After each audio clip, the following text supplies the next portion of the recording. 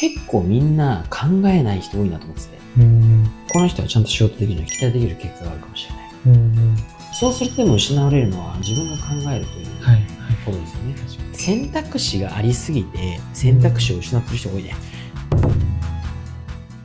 こんにちは。このチャンネルでは今の時代に通用する組織づくり、育成術など役に立つ内容をお話ししています。ぜひチャンネル登録をお願いいたします。今日も加藤ちゃんお願いします。お願いします。今日は何でしょうか？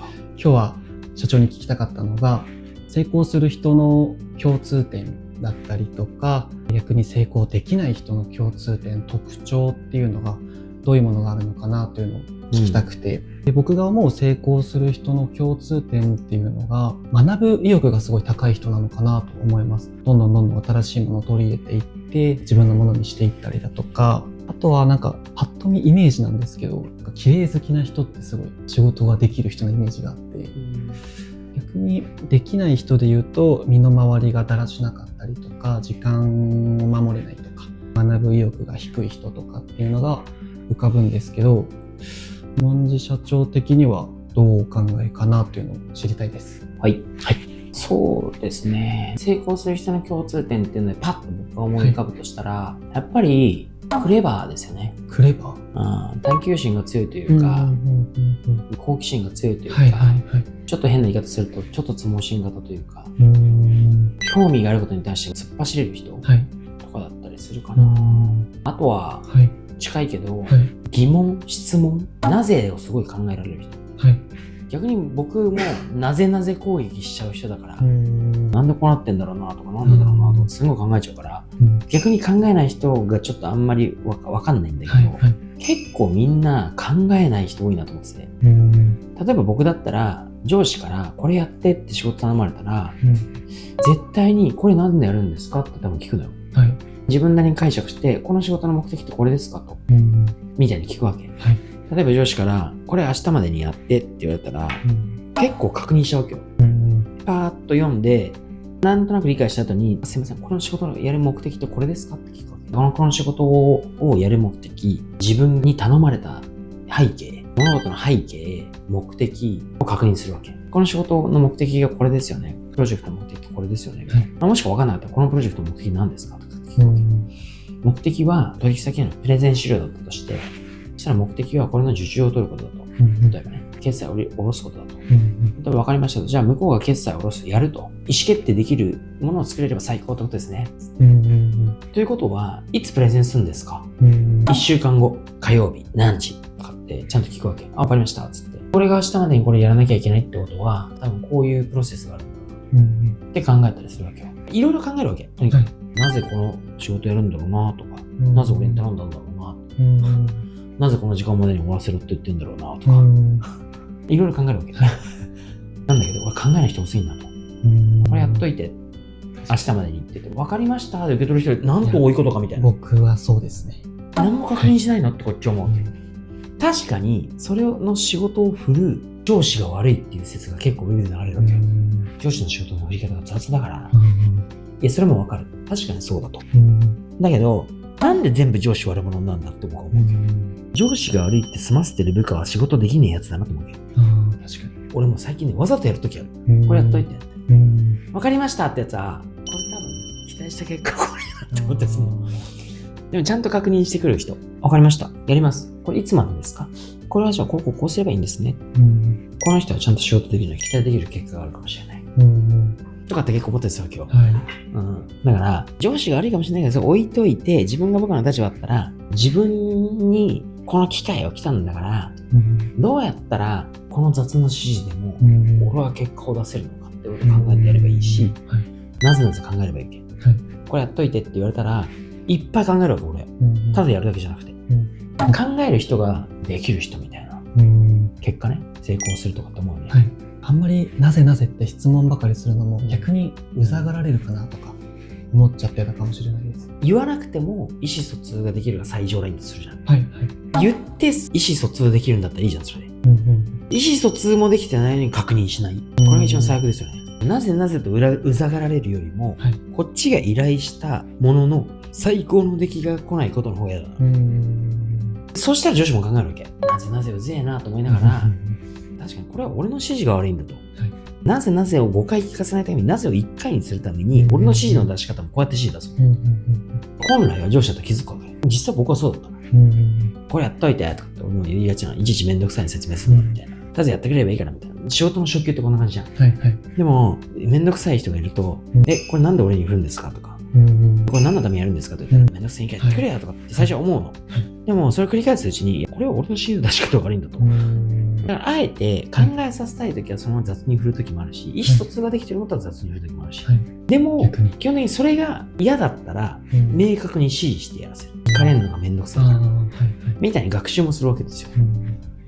ちょっとずれちゃったけど、とにかく最高の成果物を出したい。これが最上のゴールだとしたら、聞かれたとしてもいい結果が出るんだとそれが次。うざがられるからって聞かないで成果も最悪なのが最悪。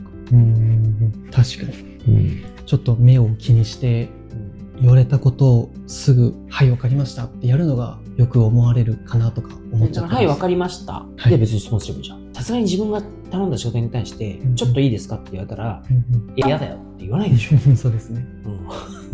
ちょっといいですかって言ってしまうめんどくせえからじゃあ俺がやるわって言ったら、そのぐらいのレベルだったって話でしょ。その説明をしないで自分でやった方がいいって判断したってことが、そんなぐらいの差だったってことでしょ。裏を返せば。確かに。とにかく考える。結局、成功する人の共通点で僕は思うのはやっぱりすごい、なぜをすごい考えられる人。疑問を持つ人みたいな。できない人は考えない人ですよ。結論、思考の質と量が行動の質と量に直結すると思ってる。だから考えが浅はかな人は行動も浅はかですよ。思考量が少ない人は行動量も少ないです。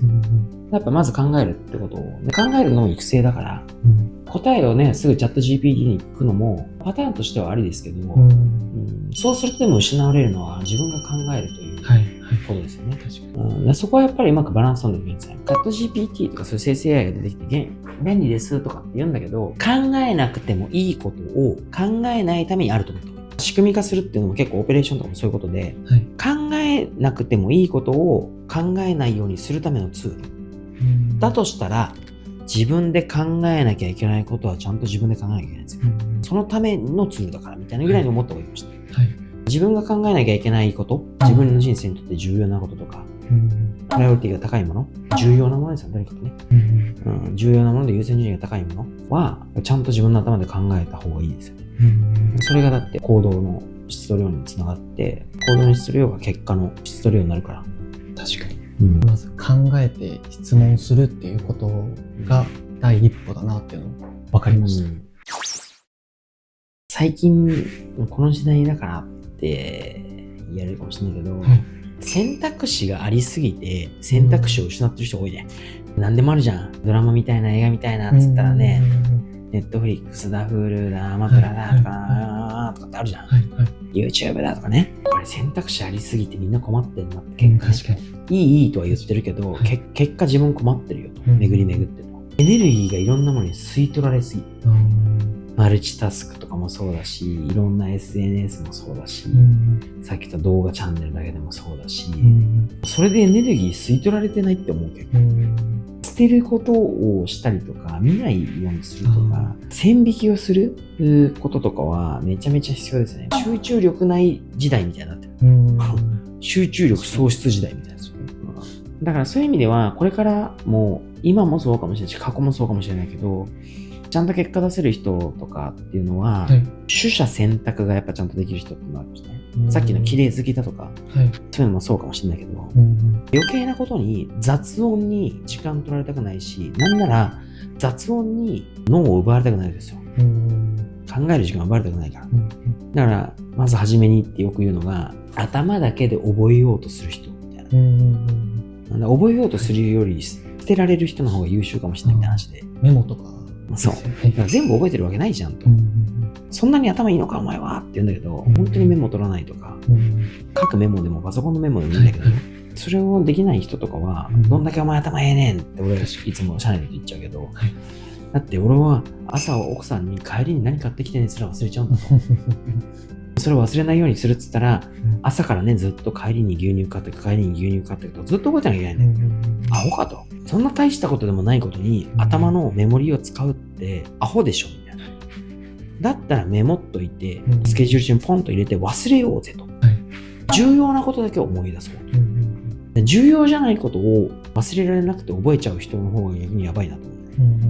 だから捨てる癖、取捨選択は結構重要で、意外ととある臨界点からすると、人生もそうじゃん。知らないことが多くて、未体験のことが多くて、どんどん知識を詰め込む時期が10代とか多分20代でね。でも30代とか40代になってきたら今度捨てる方が優先になるわけ。だってもうやりきれないから。捨てられない人はもうオーバーヒートだよね。俺も引っ越しやってるから分かるじゃん、家行って。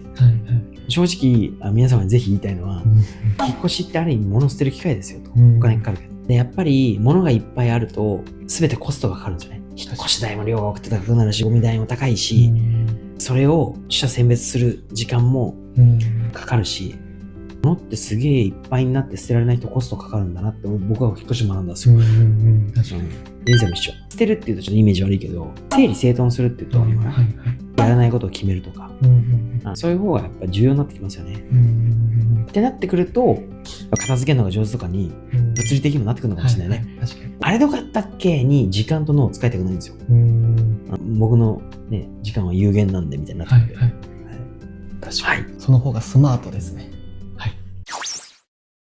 じゃあ、加トちゃんはさ、自分の中でさ、こういう習慣あるな、これいいと思う習慣だな、これ俺良くない習慣だなとかってなんか思うことあるの？仕事においてで言うと、結構自分の中でいいなって思っていることは、優先順位を考えていることです。目の前の仕事に対して、お客様からのメールに関してもそうですけど、メールが10件あるうち、優先順位を1から9までつけて、高い順に返信していくとか、っていうのは結構やってます。なるほどね。一つ気をつけるとしたら、優先順位をつけることは正しいんだけど、その優先順位つけるの一瞬で終わります？いや、ちょっと考えて悩んじゃうかもしれないです。そうだね。だから優先順位をつける時間にかけちゃってたら、それって無になるからね。確かに。結構そういうことっていっぱいあって。